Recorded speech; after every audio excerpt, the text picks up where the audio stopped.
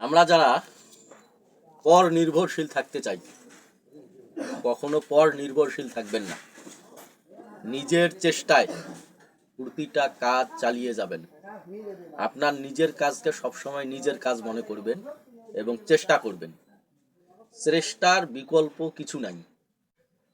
আপনি হয়তো বা দেখতেছেন কোনো বিষয়ে, কোনো ব্যবসায়, কোনো চাকরিতে, হয়তো বা অন্য কোনো বাহ্যিক বিষয়ে এবং পারিবারিক বিষয়ে অনেক হেনস্থার শিকার হয়েছেন। কোটি টাকা লস খেয়েছেন, লক্ষ লক্ষ টাকা লস খেয়েছেন।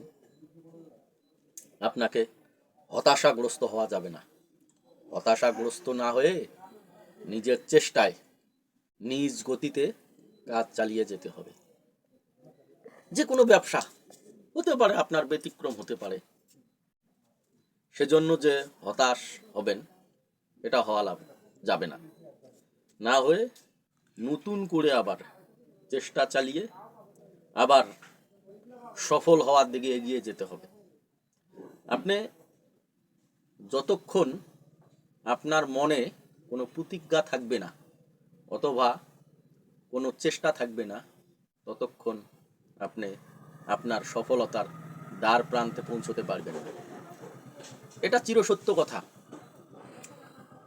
প্রতিটা জিনিসের, প্রতিটা কর্মের, প্রতিটা ব্যবসার আপনার লস এবং অবক্ষয়, ধরা খাওয়া, অন্যান্য কিছু থাকতে পারে।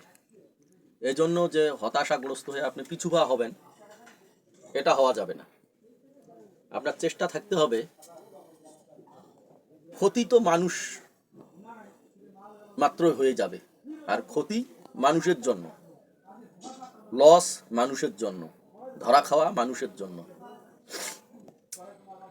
এটা হিসাব নিকাশ করে আপনাকে চলতে হবে। আর সফলতার কখনো কোনো বয়স নেই। যে কোনো বয়সেই আপনি সফলতা অর্জন করতে পারেন এবং যে কোনো বয়সে আপনি ধরা খেতে পারেন। এজন্য সবাইকে বলতেছি, আপনার নিজের চেষ্টায় সব কিছু কাজ নিজের মতো চালিয়ে যাবেন। এই যে আমার নিজের কথা বলতেছি, আমি ব্যবসায় বিশাল ধরা খেয়েছি। আবার ইনশাআল্লাহ কিছুদিন থেকে নতুন করে শুরু করেছি, নতুন করে স্টার্ট করেছি। আস্তে আস্তে সামনের দিকে এগিয়ে যাওয়ার চেষ্টা করতেছি। এটা ব্যবসা না, প্রতিটা ক্ষেত্রেই,